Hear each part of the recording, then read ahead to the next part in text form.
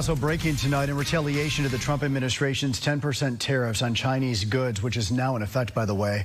China announces 15% tariffs on U.S. coal and natural gas products and 10% tariffs on American crude oil. Representative Jim Costa is not happy with the Trump administration. He sent a letter to U.S. Secretary of Defense Pete Hegseth on Saturday. This comes after finding out that water was released from 2 dams in Tulare County without any heads up. CBS 47's Jason Toctasian spoke with Costa about the unplanned water releases and why it is a real concern for the communities he represents. The Trump administration ordered the U.S. Army Corps of Engineers to release water from Lake Cahuilla and Lake Success. That decision follows the president's executive order on emergency measures to provide water resources in California.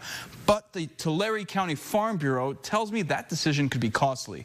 They literally had about an hour's notice in front of when the Army Corps was initially set to maybe do these releases. A decision that caught everyone by surprise. The U.S. Army Corps of Engineers, directed by President Donald Trump to release 5,500 cubic feet of water per second from Lake Cahuilla and 4,500 cubic feet per second from Lake Success without any prior notice. We've never had a request like this without any heads up, and we need help because this is our water for farming this summer. In a letter to U.S. Secretary of Defense Pete Hegseth, Representative Jim Costa says the Trump administration falsely linked the Central Valley Project and the State Water Project to the L.A. wildfires. I don't really understand why we're kind of a closed basin system, and while there is an intertie that could allow some of this water to make it all the way into the aqueduct, I'm told by water officials that that's happened on a very, very remote,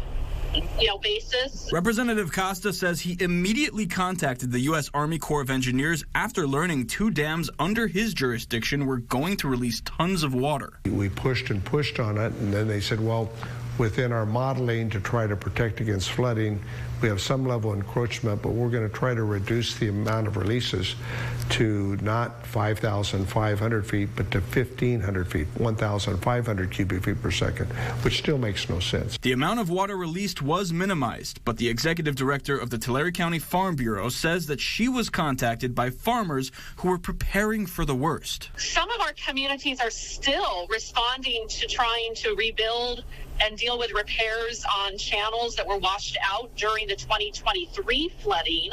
And this would have sent a lot of water down those same damaged channels. But now, Costa says he has to assess the damage done. I'm getting estimates on how much water we will have lost on that. And in the case of Cahuilla Reservoir, that's behind Visalia, it's estimated that we may have lost 4,500 acre feet or 5,000 acre feet of water. There is good news on the horizon. Representative Costa tells me that by tomorrow, the amount of water released from Lake Cahuilla and Lake Success would return to the same levels prior to last Thursday.